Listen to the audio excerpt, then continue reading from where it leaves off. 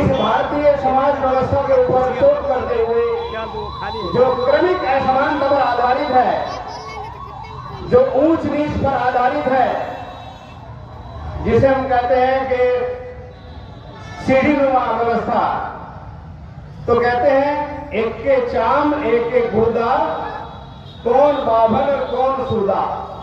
उन्होंने अपनी भाषा में कहा है एक ही चमड़ी है, एक ही मांस है, एक ही हड्डी है, सब कुछ एक है, एक ही खून है। इसमें कौन ब्राह्मण हो गया और कौन शूद्र हो गया, सब एक जगह से उपजे हुए हैं। तो ये एक समानता का संदेश देते हैं कि समाज व्यवस्था सीढ़ीनुमा ना हो करके एक जगह से बने हुए हैं सब लोग। तो मैं उनकी ये बात बताना चाहता हूँ, हमें अपने जीवन में उनको कैसे उतारना है।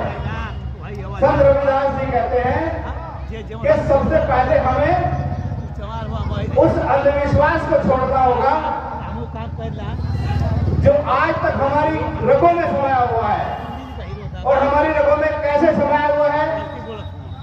हम जिस बात को तथागत गौतम बुद्ध कहते हैं, सम्राट अशोक जी इस बात का प्रचार करते हैं और संत रविदास जी अपनी वाणी में कहते हैं कि जो है बड़ी विडंबना है, इस धरती का राज जो है आपके हाथ में नहीं है। लोग कहते हैं पाखंडवादी स्वर्ग में रह करके स्वर्ग की कल्पना करते हैं कि हम जो है इस धरती पर रहते हुए धरती के जीवन यापन नहीं करेंगे, मगर स्वर्ग में जाने के लिए ललायित रहते हैं। तो कहते हैं कि ऐसा कोई स्वर्ग है ही नहीं जहाँ आप जाएंगे। स्वर्ग और नरक इस धरती पर ही है।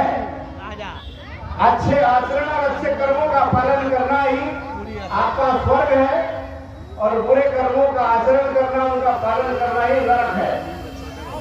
तो आज हमारी रगों में ये समाया हुआ है। हम ये मानते हैं कि हमारी जो दीनहीन और नीच दशा है हमारे पिछले जन्मों के कर्मों के कारण है, और ये बात रग रग में समाई हुई है। और वो सारे लोग प्रवचन में करते हैं कि आज हम जो है पिछले जन्मों के कर्मों के कारण ही दुख भोग रहे हैं। मगर संत रविदास जी कहते हैं ऐसा कोई लेखा जोखा नहीं है जो लिख रहा हो आपके पिछले जन्मों के कर्मों के कारण जो है आप ये कष्ट भोग रहे हैं। ये मानव निर्मित है, ये गैर बराबरी, ये ऊंच नीच यहाँ के लोगों ने बनाया है, वर्चस्ववादी लोगों ने बनाया है। तथा कथित जो सुविधा होगी संपन्न वर्ग है, अपनी वर्चस्वता को बनाए रखने के लिए ये नरक और स्वर्ग और पिछले जन्मों के कर्मों का फल देना, ये पाखंडवादियों की रचना है। यदि हम संत रविदास के विचारों में विश्वास रखते हैं तो सबसे पहले हमें इस बात पर जो है चोट करना होगा कि हम पिछले जन्मों के कर्मों के कारण फल नहीं भोग रहे हैं, बल्कि पाखंडवादियों के षड्यंत्रों के शिकार का फल भोग रहे हैं। ये हमें अपने जीवन में उतारने की आवश्यकता है। और दूसरी बात, बाबा साहब भीमराव अम्बेडकर भी इस बात को कहते हैं कि कोई लेखाकार ऊपर नहीं बैठा हुआ है। बुद्धन धम्म में उन्होंने बात कही है कि जो आपके कर्मों का लेखा जोखा लिख रहा हो, बाकी ये सब पाखंडवादियों की चाल है। और इन महापुरुषों के विचारों को हम अपने जीवन में उतारें। उन्होंने आज यहाँ पर जो लोग आए हुए हैं खुद अपने अंदर झांक करके देखे, सुने उस बात को और खुद ही अंदाजा लगाएंगे। वो हमें हमारे महापुरुष सर्वश्रेष्ठ आदमी बनने का नुक्शा बताते हैं। कौन आदमी सर्वोत्तम है, कौन आदमी सर्वश्रेष्ठ है और कौन आदमी नीच है, कोई धरती पर रहने लायक नहीं है। तो उन्होंने पैमाना बताया, वो पैमाना मैं आपके सामने रखना चाहता हूँ।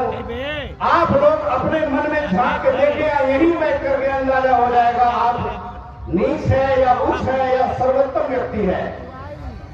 बाबा साहब भीमराव अम्बेडकर कहते हैं अपनी किताब में तथागत गौतम बुद्ध और संत रविदास जी के विचारों को समाहित करते हुए वो कहते हैं संसार में 4 प्रकार के लोग हैं। आप लोग ध्यान से सुनिएगा, 4 प्रकार के लोग हैं।